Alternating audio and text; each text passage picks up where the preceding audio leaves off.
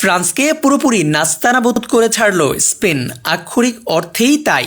Opta super computer থেকে শুরু করে দেশ বিদেশের কত শত বিশেষজ্ঞ বিশ্বকাপ শুরুর আগেই ফ্রান্সকে বিশ্ব চ্যাম্পিয়ন বানিয়ে দিয়েছিল। কিন্তু স্কোয়াড দেখে ভবিষ্যৎবাণী করা আর মাঠে খেলে জিতে আসা এক নয়, তা আবারও প্রমাণ করল স্পেন। ডালাসে বিশ্বকাপের প্রথম সেমিফাইনালে স্প্যানিশদের কাছে পাত্তাই পেল না তারকায় ঠাসা ফরাসিরা।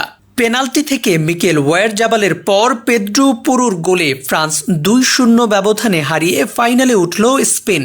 আগামী রবিবার রাতে নিউ জার্সিতে শ্রেষ্ঠত্বের মঞ্চে আর্জেন্টিনা অথবা ইংল্যান্ডের মুখোমুখি হবে স্পেন। এর আগে একবারই বিশ্বকাপের ফাইনালে খেলেছিল স্পেন। 2010 সালে দক্ষিণ আফ্রিকায় অনুষ্ঠিত আসরে চ্যাম্পিয়নও হয়েছিল তারা। অন্য দিনগুলোতে এমবাপ্পে, দেম্বেলে ও উলিসে প্রতিপক্ষের রক্ষণভাগে ত্রাস সৃষ্টি করেছিলেন, কিন্তু স্পেনের জমাট রক্ষণভাগের সামনে তারা যেন হয়ে পড়েছিল বোতলবন্দি। খুব বেশি গোলের সুযোগ তৈরি করা দূরে যাক, স্পেনের বক্সে ঢুকতেই বেগ পেতে হয়েছে তাদের। এই ম্যাচ জিতলে জার্মানি ও ব্রাজিলের পর তৃতীয় দল হিসেবে টানা 3 বিশ্বকাপের ফাইনালে খেলার কীর্তি গড়ত ফ্রান্স। কিন্তু তাদের হারিয়ে টানা 37 ম্যাচ অপরাজিত থাকার বিশ্ব রেকর্ডে ইতালিকে ছুঁয়ে ফেলল স্পেন।